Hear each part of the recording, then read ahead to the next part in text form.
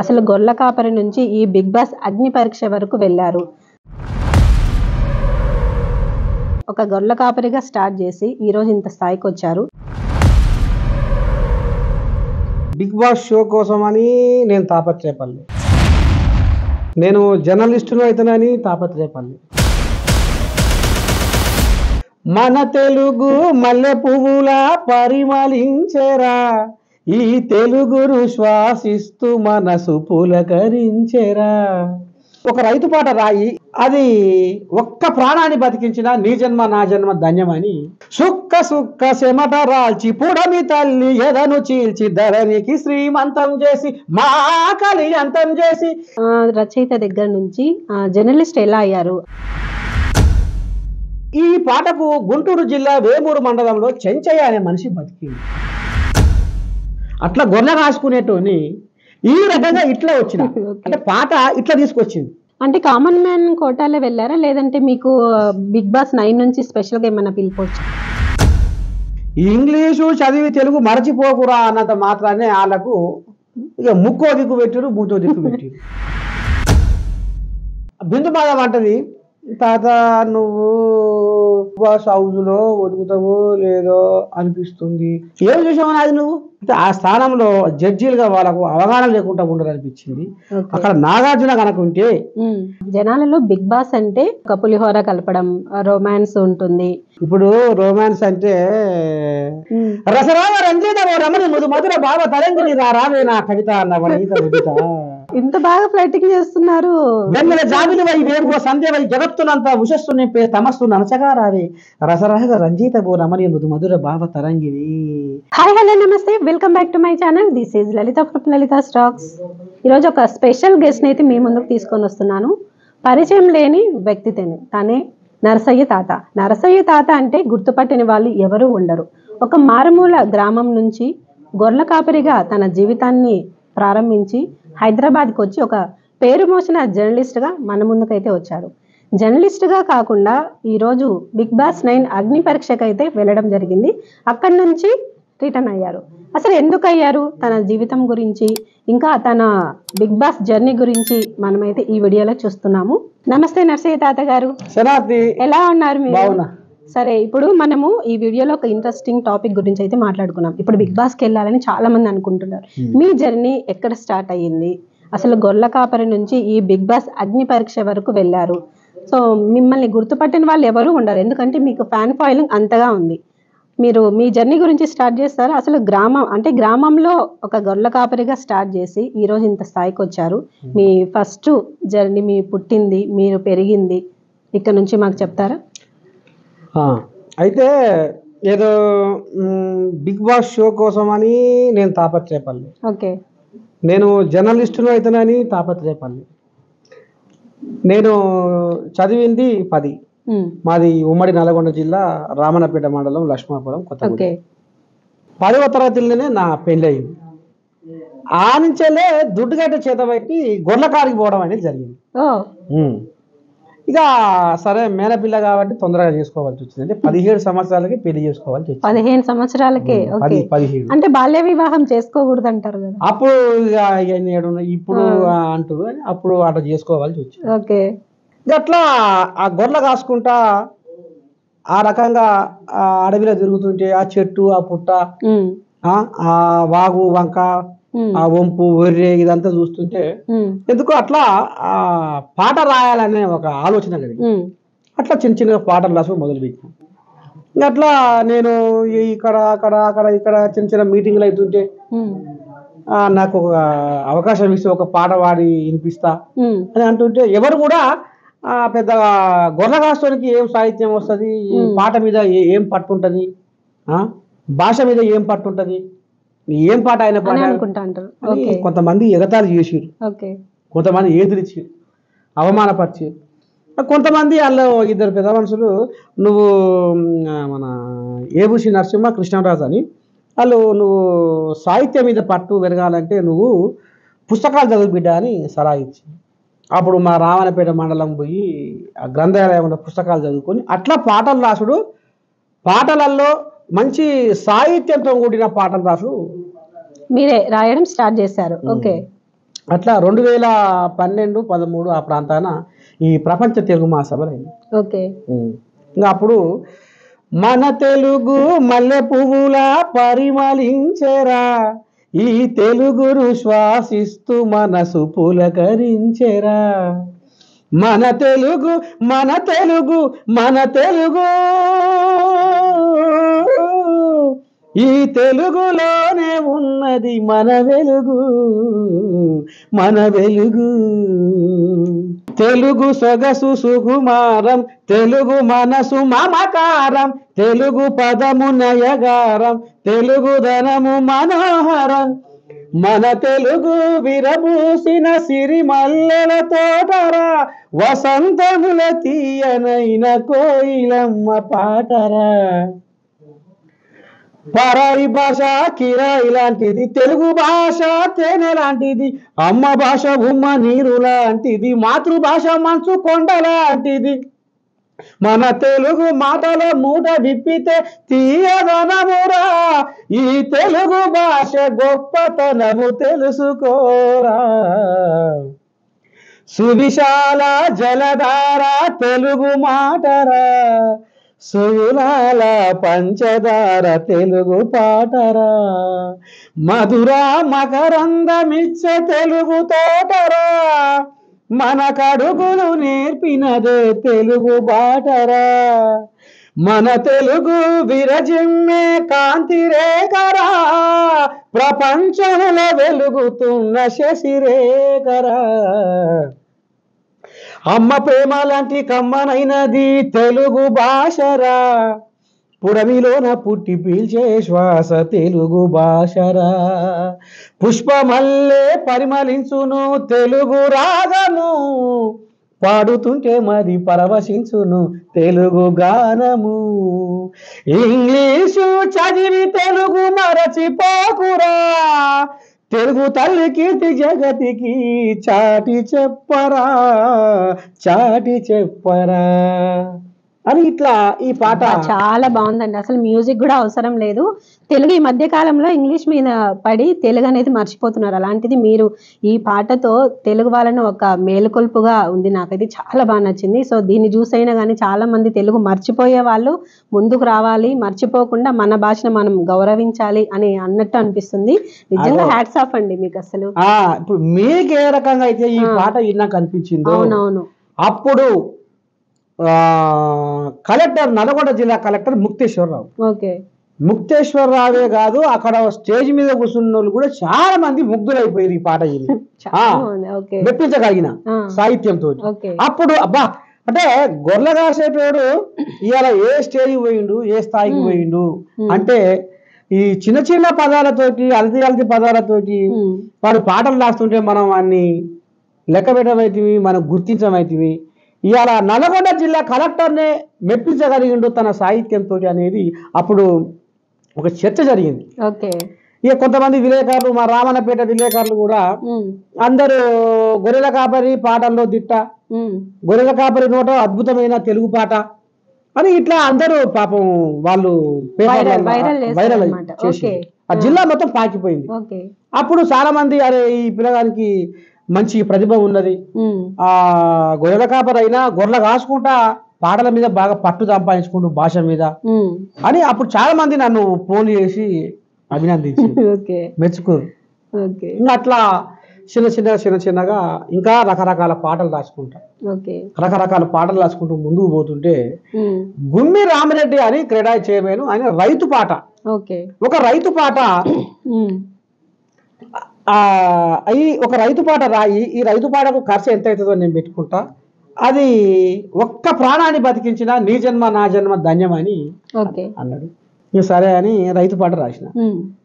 సుక్క సుక్క చెమట రాల్చి పుడమి తల్లి ఎదను చీల్చి ధరణికి శ్రీమంతం చేసి మా కలియంతం చేసి తీరొక్క పంట తీసి ఈ లోకము కడుపు నింపి కష్టాన్ని నమ్ముకొని కాలమెల్లరీసె నీకు బగబగ మండే సూర్యుడు నీకు చేతులెత్తిండు, మిలమిల మెరిసే చంద్రుడు నీకు తల వంచిండు, తెలుసుకోరై తన్న నీ గొప్పతనము రన్నా, సమాజానికి దిక్కు నువ్వు సస్తవెందుకన్నా. చనిపోయే వాళ్ళకి రైతులు ఆత్మహత్యలు చేసుకుంటున్నారు కదా, సో వాళ్ళకి ఈ పాట వినిపిస్తే మాత్రం నిజంగా ఆ తాటి నుంచి బయటికి వస్తారనిపిస్తుంది నాకైతే. సో ఈ పాటల రచయిత దగ్గర నుంచి జర్నలిస్ట్ ఎలా అయ్యారు, అసలు హైదరాబాద్ కి ఎలా వచ్చారు చెప్తారా కొంచెం? అయితే ఇక ఇట్లా ఈ పాట రాసినాక ఇంట్లో ఇంకొక చరణం ఏంటంటే, ఇంకొక పాటలా నేను చెప్తా ఎట్లా నేను జర్నలిస్ట్ గా మారినని చెప్తా. అయితే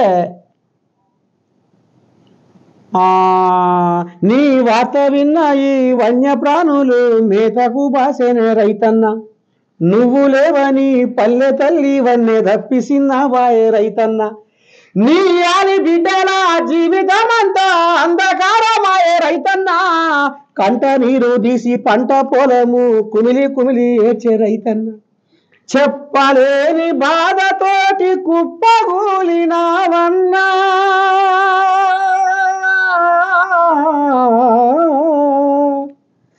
ఒక్కసారి నువ్వు చచ్చి మము రోజు చంపబోకన్నా. ఈ చరణం ఆయన కదిలించింది. ఎంత మీనింగ్ ఉందండి అసలు ఇందులో. ఈ పాటకు గుంటూరు జిల్లా వేమూరు మండలంలో చెంచయ్య అనే మనిషి బతికిండు. పాటకు ఓకే. అయితే ఆయన నాకు ఫోన్ చేసి మీ పాట విని నేను బతికినా అని ఫోన్ చేస్తే నేను అరే ఎవరన్నా పాట విని బతకలేదేంటి అనేది నాకు అనిపించింది. ఆయన రోజు నాకు ఫోన్ చేసి మొదలు పెట్టిండు. లేదు నేను నిజంగా నేను పలానా ఊరు మనిషిని, నా పేరు పలానా పేరు, ఎందుకు నన్ను ఇట్లా నువ్వు ఇది చేస్తున్నావు, నేను నీ కాడికి రావాలి, నేను కలవాలని ఉంది, నన్ను నా ప్రాణాన్ని నువ్వు బతికించినావు, నేను ఆత్మహత్య చేసుకుందామని పోతుంటే బస్సులో పోతుంటే రాజమండ్రిలో మా దోస్తు ఉంటాడు, ఆయన నాకు ఓ సందర్భంలో ఈ పాట పంపించిండు. ఈ పాట విన్నాక నేను బతికినా లేకపోతే చనిపోయేటోని అని హైదరాబాద్కి వచ్చిండు, కలిసిండు. అప్పుడు ఆ సార్ కూడా ఫోన్ చేసిన, సార్ ఫలానా మీరు మాట అన్నారు, రైతు పాట ఒక్క ప్రాణాన్ని బతికించినా నీ జన్మ నా జన్మ ధన్యం అన్నారు. ఇలా ఒక వ్యక్తి గుంటూరు జిల్లా నుంచి ఒక వ్యక్తి వస్తున్నాడు, ఆయన ప్రాణం బతికించిన వాడిని వస్తున్నాడు, మరి ఇట్లా అంటే తీసుకురా ఆఫీస్ కానీ గచ్చిబౌలికి పోయి ఆడు తీసుకుపోయినాక సన్మానం చేసిండు. ఇక్కడ మోదీ పెట్టి సన్మానం చేసి ఇంకా మంచిగా మనోధైర్యం కల్పించి సాగదయ్యి. అంటే ఇట్లా ఈ రకంగా నా పాటల ప్రస్థానం అంటే జనాలలో ఒక చైతన్యం తీసుకురావాలి, మార్పు తీసుకురావాలి, ప్రజలను ఒక మానసిక ఒత్తిడి నుంచి మనోధైర్యాన్ని కలిగించే విధంగా పాటలు ఉండాలి అనేది ఒక మేలుకొల్పుగా నర్సయ్య తాత అంటే ఒక మేలుకొల్పుగా ఆ రకంగా ఉండాలనేది ఇక బాగా బిరుగా నాటుకుపోయింది. అట్లా చిన్న చిన్నగా ఇక ముందుకు ఇట్లా పోతుంది. ఓకే. ఇప్పుడు మీరు ఏదన్నారు అంటే జర్నలిస్ట్ గా. అవును, ఎలా వచ్చారు అసలు? టోటల్ గా డిఫరెంట్ కదా, జర్నలిస్ట్ వేరు రచయిత వేరు, ఎలా వచ్చారు అసలు? ఇట్లా పాటలు రాస్తుంటే ఆ రకంగా అదే గుమ్మిరామిరెడ్డి అప్పుడు మన ఈ కోమటిరెడ్డి రాజగోపాల్ రెడ్డి రాజనూసులు లీజు తీసుకుంది. ఓకే. ఈయన పాటలు బాగున్నాయి, ఈయన పేరు మీద ఒక ప్రోగ్రాం పెట్టాలని నరసింహుని బతుకుపాట, నరసింహుని శుద్ధులని ఆ రాజనూసులో ఒక ప్రోగ్రాం ఏర్పాటు చేసి నాకు పంపించారు. అట్లా గొర్రె రాసుకునేటోని ఈ రకంగా ఇట్లా వచ్చిన అంటే పాట ఇట్లా తీసుకొచ్చింది. ఇప్పుడు ఏమైందంటే జర్నలిస్ట్ గా మారినాక వార్తలు చెప్పుడు పాటలు వాడు, వార్తలు చెప్పుడు పాటలు వాడు. ఇప్పుడు నర్సయ్య తాత అంటే ఇటు పాటగాడు ఇటు మాటగాడు అనేది ఇప్పుడు ఇట్లా ఈ రకంగా పేరు. సో ఇప్పుడు నర్సయ్య తాత అంటే అందరు, ఇప్పుడు నర్సయ్య అంటే ఎవరు గుర్తుపట్టారు, నర్సయ్య తాత అంటేనే గుర్తుపడతారు. ఇది ఎప్పటి నుంచి వచ్చింది మీకు అసలు ఈ బ్రాండ్ అనేది? ఇది ఎక్కువ బ్రాండ్ అంటే నాకు ఇప్పుడు ఏఎన్ఎన్ ఛానల్ నుంచి ఎక్కువ బ్రాండ్ అయింది. Okay okay. ఏఎన్ఎన్ ఛానల్లో నేను, ఎందుకంటే మా సిఇఓ కంది రామచంద్రారెడ్డి, మా చైర్మన్ కంది శ్రీనివాసరెడ్డి, వీళ్ళు నాకు ఫ్రీడమ్ ఇచ్చారు, స్వేచ్ఛనిచ్చారు. నువ్వేం చేస్తావో నర్సయ్య అన్నట్టుగా. అంటే నాకు నా ఆలోచన మొత్తం పని మీద, నా ధ్యాస మొత్తం ఇవాళ నేను ఎక్కడ పోవాలి, ఏం చేయాలి, ఎట్లా చేయాలి, ఎవరికి ఏం అన్యాయం అవుతుంది, ఏ లీడర్ కాదు పోయి ఏ ముచ్చట పడక రావాలి, ఇట్లా నాకు వాళ్ళు స్వేచ్ఛనిచ్చారు. కాబట్టి పనిలో నేను ఎక్కువ నిమగ్నమై దానికి సంపూర్ణమైన న్యాయం చేసుకురావాలనే ఆలోచన మీద అట్లా జనాలకు దగ్గర అయినా. నేను ఇప్పుడు స్టూడియోలో కూర్చొని వార్తలు చెప్పా, ఎక్కడ జనాలకు అన్యాయం అవుతుందంటే అక్కడ జనాలకి వెళ్తారు. ఈ మధ్య కాలంలో బంజారా హిల్స్ లో ఇక్కడనే పక్కనే రోడ్ నెంబర్ 12 బంజారా హిల్స్ లో పెద్దమ్మ తల్లి గుడి కూడా వచ్చింది. అవును, ఆ గుడిలో విగ్రహాన్ని కూడా ఎత్తుకపోయారు. అవును, అప్పుడు మన ఏఎన్ఎన్ నుంచే ముందు పడ్డం, నేను నర్సయ్య తాత ముందు పడి అక్కడ జరుగుతున్న అన్యాయాన్ని ఎదిరించుండు. అక్కడ జరుగుతున్న ఏదైతే దుర్మార్గం ఉందో, అంటే అమ్మవారి గుడిని కూలగొట్టడం ఏంది, అది నిన్న ఇయ్యాల కాదు కదా. ఎప్పుడో ఈ కాగితాలు కప్పలు ఈ పరిపాలన లేనప్పుడే తాతల ముత్తాతల కాలంలోనే అది అక్కడ నిలబెట్టుకోరు అవునవును అమ్మవారిని. అప్పటి నుంచే కొలుసుకుంటారు, అప్పటి నుంచే తలుచుకుంటారు, నడవంతరంగా వచ్చింది కాదు కదా. మరి అమ్మవారి గుడిని ఎట్లా కూలగొడతారు? అందరం పొద్దున్న లేస్తే అందరం దేవుని ముక్తం కదా. అట్లా నాకు బాధ అనిపించి, అమ్మా నీ గూడును చెరిపి పెద్దగా ఏటోడు ఎవడు, అమ్మా నీ ఇల్లును కూల్చి బాగుపడేటోడు ఎవడు, అమ్మా పెద్దమ్మా కర్మ ఎవరిని వదిలిపెట్టదమ్మా, గంపంతా కన్ను నీకు ఉన్నదమ్మా. అమ్మా నువ్వు జగన్మాతవు, అన్నీ నీకు ఎరికే, ఏం చేయాలో నీకు ఎరికే, ఎప్పుడు చేయాలో నీకు ఎరికే, చేస్తావు తల్లి అని ఆ రకంగా ఆ తల్లి నాకు ఓబుది పుట్టించి పాటలు పాడించి మాటలు మాట్లాడించి అక్కడ ఎవరైతే బాధితులు ఉన్నారో అమ్మవారు నిలుపుకున్న బాధితులు వాళ్ళ పక్షాన నిలబడి కొట్లాడి పోరాడి మళ్ళా 5 రోజులకు అక్కడ పోలీసులు 100 మంది పోలీసులు అడ్డం పడ్డ బోనాలు పెట్టించిన. గ్రేట్ అండి అసలు.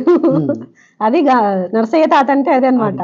అదే ఈ రకంగా అనేక కార్యక్రమాలు చేస్తున్నా కాబట్టి నేను నర్సయ్య తాత ఒక ఇప్పుడు మీకు అది కూడా మీకు ఒక ఆయన మాట్లాడిండు, నేను నర్సయ్య తాత నిజమైన జర్నలిస్టు అనేది అట్లా ఎక్కువ జనాలకు పాకింది కాబట్టి ఇట్లా ఒక బ్రాండ్ వచ్చింది నాకు. ఏఎన్ఎం నర్సయ్య తాత అనేది ఒక బ్రాండ్ అయిపోయింది. ఓకే, ఇప్పుడు ఈ జర్నలిస్ట్ నుంచి బిగ్ బాస్ 9 లోకి అసలు వెళ్ళాలని ఎందుకు అనిపించింది? అయితే ఎలాగ చెప్పినా కదా, అవును, ఒక పాట ప్రాణాన్ని బతికించింది. అవును, ఇప్పుడు తెలుగు భాష పాట పాడిన అరే నిజమేగా, తెలుగు భాషను మనం మర్చిపోతున్నాం, ఎక్కడ చూసినా తెలుగు పదాలు కనుమరుగైపోతున్నాయి, తెలుగు అక్షరాలు అసలు అంతరించిపోతున్నాయి, సాగు బతుకుల్లో తెలుగు కొట్టుకుంటుంది, గావు కేకలతో మొత్తుకుంటుంది, సీతమ్మ వనవాసం కంటే ఎక్కువైపోయింది తెలుగమ్మ గోస.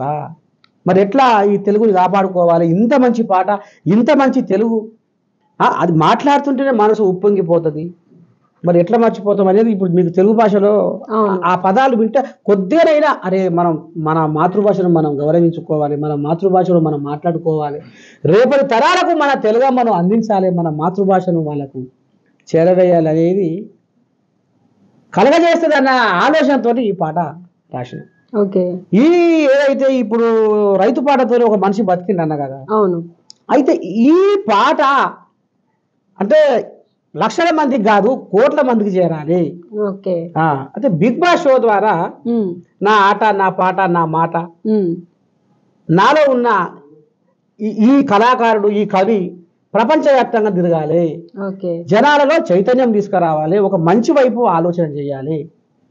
ఇట్లా ఈ రకంగా అవకాశం దొరికితే బాగుంటదేమో, అంటే పోతే ఇంకా పాట కోట్ల మందికి చేరువైతుందేమో, ఒక ప్రాణాన్ని కాపాడింది కదా. ఇట్లా చాలా మందిని మానసిక ఒత్తిడి నుంచి బయటకు గుంజుకొస్తుందేమో నా పాట అనే ఆలోచన మీద బిగ్ బాస్. అంటే కామన్ మ్యాన్ కోటాలో వెళ్ళారా, లేదంటే మీకు బిగ్ బాస్ 9 నుంచి స్పెషల్ గా ఏమైనా పిలుపు వచ్చింది? Common man కోటాలి.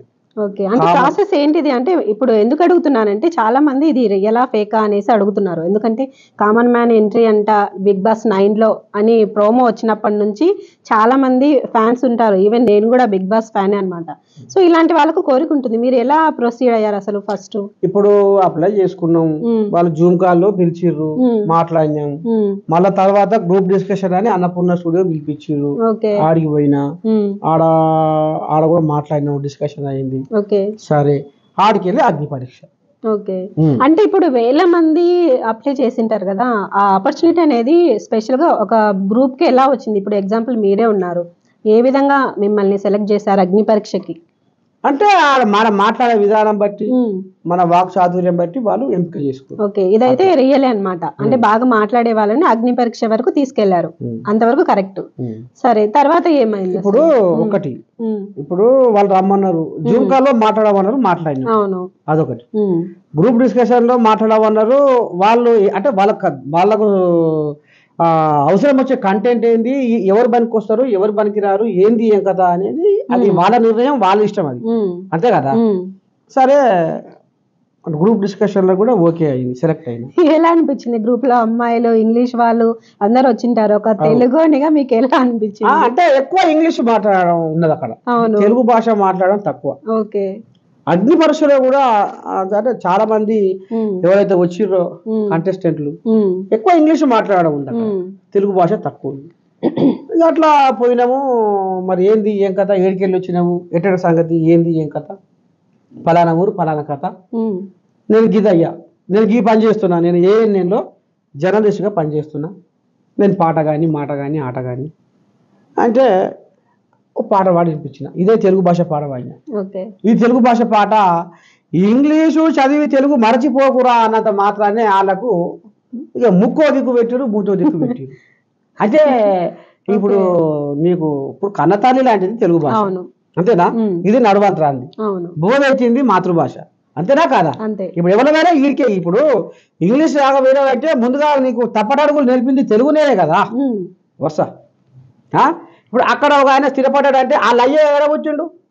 తెలుగుదేశంలోనే పుట్టినాడు, తెలుగే కదా. వాళ్ళ అయ్య ఎక్కడ పుట్టిండు? అంటే ఎందుకు ఈ భాషను ఎందుకు మర్చిపోతుర్రు, మర్చిపోకూడదు కదా అనేది. తెలుగు భాష పాడబడితే ఆయన నవదీపు, బిందుమాధవి, అభిజితు ముక్కో దిక్కు మూతో దిక్కు పెట్టారు. అలా మేము నవదీపుకు నచ్చలే. ఓకే. అంటే నవదీప్ బాగానే మనకు ఎంటర్టైన్మెంట్ పరంగా బాగానే ఇస్తాడు, మంచి వ్యక్తి అని విన్నాము. ఎందుకు అంటే తెలుగు పాడడం వల్లే నచ్చలేదంటారా? తెలుగు పాట ఒకటి, ఇది ఒకటి అయింది. ఇంట్లో నేను ఒక రైతు పానాన్ని కాపాడినా అని అదొక పాట వాడిన. అది ఎన్నో గింత తీసిరు. ప్రపంచానికి ఊపిరివి ఓ రైతన్నా అనే పాట కొద్దిగా తీసిరు.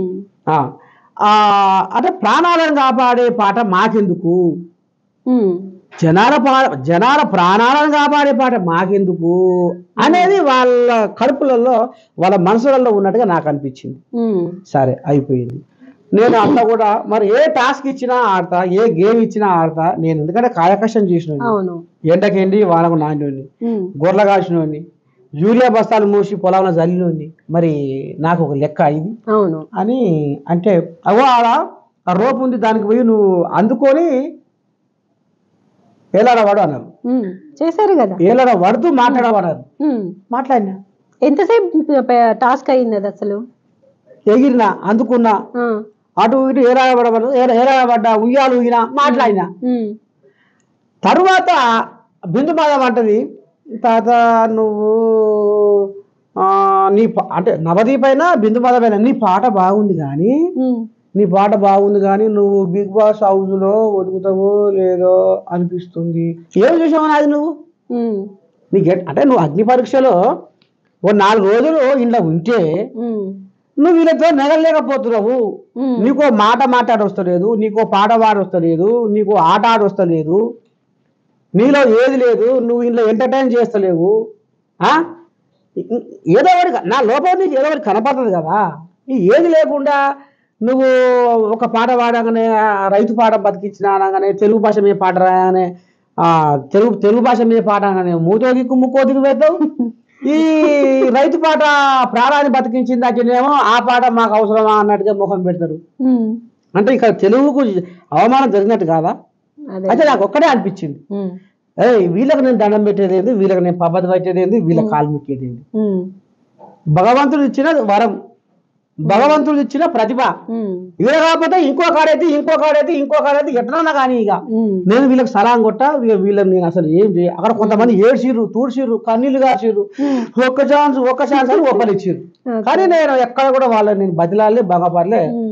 తాత అక్కడి సంగతి నువ్వు బిగ్ బాస్ హౌస్ లో ఒదుగుతావో లేవో అంటే మంచిదేనా విత్తలబడ్డా. బిందుమాధవ్ అంటే మీకు చాలా ఇష్టం అని విన్నా నేను. సో తనే వద్దంటే మీకు ఎలా అనిపించింది? అంటే ఇప్పుడు బిందుమాధవి ఇష్టం అంటే నేను బిందుమాధవి ఇష్టం అనేది, ఇప్పుడు బిందుమాధవి తాత నువ్వు వదగలేవు, నువ్వు బిగ్ బాస్ హౌస్ లో వదగలేవు, నాకు డౌట్ఫుల్ గా ఉంది అనేది నువ్వు ఎప్పుడు అనాలే? నాకు అవకాశం ఇచ్చి అందులో నేను 4-5 రోజులు అందులో పాల్గొంటే అప్పుడు నా వ్యవహారం మీకు నచ్చకపోతే అనాలి. నేను అలా చేయలేకపోతే మీరు ఇచ్చే టాస్కులు కానీ, మీరు ఆడిచ్చే గేములు కానీ, అక్కడ ఎంటర్టైన్మెంట్ కానీ అంతా ఈయన వల్ల కాదు అనేది మీకు నాకు ఆడ ప్రూవ్ చేసి నన్ను నిలగొట్టాలి. ఏ కారణం లేకుండా తెలుగు భాష పాట పాడినందుకు, రైతు పాటతోటి ఒక ప్రాణాన్ని బతికించినందుకు ఇవాళ ఎందుకు అంటే ఒక గొర్రెల కాపరి స్థాయి నుంచి వచ్చిన ఒక ప్రజా వాగ్గేయకారుడు, ఒక ప్రజా కళాకారుడికి మీరు ఇదేనా, మీరు ఈ రకంగానైనా మీరు అంటే ఈ రకంగా ఒక ఆత్మగౌరవాన్ని మీరు దెబ్బతీస్తారా? ఇప్పుడు తెలుగు భాషను కూడా మీరు దెబ్బతీసినట్టే, తెలుగుకు అవమానం వచ్చినట్టే. చెప్పు, ఇప్పుడు తెలుగు పాట బాగా బాగలేదా? బాగుంది, చాలా బాగుంది, వరుస చెప్తున్నా.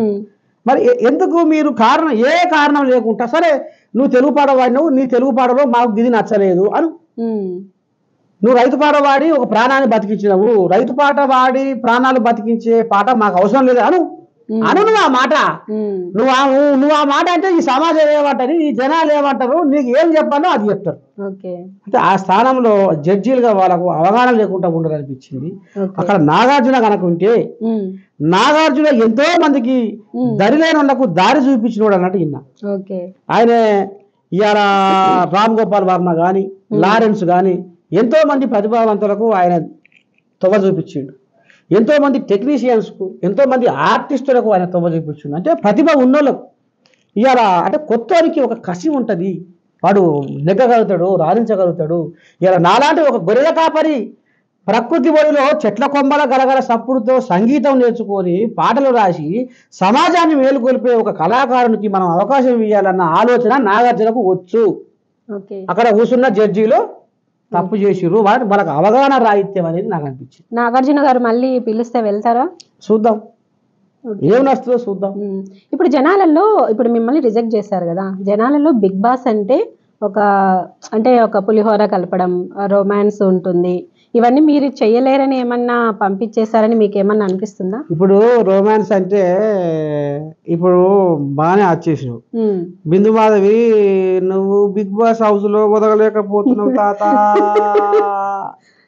వదగలేకపోతావేమో తాత నాకు డౌట్ఫుల్ గా ఉంది. అయితే అప్పుడు నేను ఒక మాట అనవలసింది, సభగా తెలియచ్చిన కానీ రసరామ రంజిత రమణి ముదు మధుర భావ తరంగిణి రావే నా కవిత అన్నవనీత నీ అదరముపై చిరునవ్వులు చిలికి నా కనులలో వలపు కలిమిని నిలిపి నా కవిత హృదయాన ఊహల ఊర్వశివై కవన సరసున కనువ కన్యవై కవ్వించి మురిపించే మురిపేము నీవే కవన కథానాల మధుర డోలికరమ్మై మరిపించే శృంగార మంజీర రసలీల హేల. ఇంత బాగా ఫ్లైటింగ్ చేస్తున్నారు. వెన్నెల జాబిలి వై వేరుగో సంధ్యవై జగత్తునంతా ఉషస్సు నింపే తమస్సు ననచగా రావే రసరహగ రంజిత బో రమణి మృదు మధుర భావ తరంగిణి. ఇది నీకు నచ్చిందా బిందు మాధవి అంటే మరి ఏం చెప్పు నువ్వు మనవరాలు? ఇది చెప్తే మరి ఓకే అనునా? అనిండొచ్చు, మేబీ మీరు అనలేదు అక్కడ. ఇదే ఇప్పుడు పాడింది ఏదో అక్కడ పాడి ఉంటే సరిపోయేది. అట్టనా? మరి అంతే కదా, మరి వాళ్ళకి ఏది కావాలో అది ఇవ్వలేదు మీరు. పలక జమ్మని పండు లాంటి పరువాల బోలనా నా పానమంతా గుంజే నీ నయగార సోకుల వలన. ఒక 2 నిమిషాలు పక్కకు పిలిచి ఇదంతా చెప్పాల్సింది బిందు మాధవికి, లేదంటే శ్రీముఖికి చెప్పాల్సింది. ఆడింత అవకాశం కూడా ఇయ్యరైతుగా. ఓకే, అయిపోయింది, ఇక చదువుకో అయిపోయింది. మరి ఇంకా మీరు ఏమున్నాయి అడగలే, ఇక ఆడికే దుకాణం బంద్ పెట్టి అయితే అని వచ్చేసారు. ఓకే, ఇక లేకపోతే కొంతమంది ఇక అత కోడలు తిరితే నన్ను ఇట్లా తిట్టిందే అని ఇప్పుడు ఇరుగమ్మ కూరగమ్మ చెప్పుకుంటారు కొంతమంది బాధలు. నాకు ఇట్లాంటి బాధలు ఎన్నో చూసుకుంటూ వచ్చిన. అంటే ఇప్పుడు వాళ్ళందరూ రియల్ అంటారా? ఇప్పుడు లోపలికి బిగ్ బాస్ లోకి వెళ్ళడానికి ఒక ఫేక్ గా ఏడ్చారంటారా? అంటే అది మనం ఎట్లా అంటాం కానీ అది ఆ రకంగా అక్కడ వాళ్ళు అక్కడ సృష్టిస్తారు, అది అవుతుంది. అది నేను ఫేక్ అని ఎట్లా అంటాను నేను అనగాని అది ఏం జరుగుతుంది అనేది ఇప్పుడు జనాలు చెప్పాలి. ఓకే, ఇప్పుడు నాగార్జున గారు ఎగ్జాంపుల్ మిమ్మల్ని పిలిచారు అనుకోండి, సో మీరు ఇవన్నీ ఫ్లటింగ్, పులిహోర కలపడం ఇవన్నీ చేస్తారా లోపలికి వెళ్ళి? అంటే ఇప్పుడు వాళ్ళకి కావాల్సింది ఏంటి? టాలెంట్. వాళ్ళకి కూడా కావాలి కదా, టాలెంట్ తో పాటు ఇవి కూడా కావాలి. ఇప్పుడు నేను చెప్తున్నా కదా, ఇప్పుడు వాళ్ళకు ఇప్పుడు ఎంటర్టైన్మెంట్, ఇప్పుడు ఈ పులిగోర గిలిగోర అంతే కదా. ఇక ఇప్పుడు ఎట్లా చెప్పాలి, ఆ బ్రహ్మ ఈ బొమ్మని ఎట్లా చెక్కారు, నా స్వామి రంగబొల్లు మీరు ఎక్కారు, దీని వంపు సొంపు చూసి తట్టుకోనురు, దీని కట్టుబట్టు ఖతర్నాకుందిరో. ఇక ఇట్లా ఇక ఏం మనవరారా కథ జోరు మీదుగా ఇది ఇది కావాలి ప్రేక్షకులకు.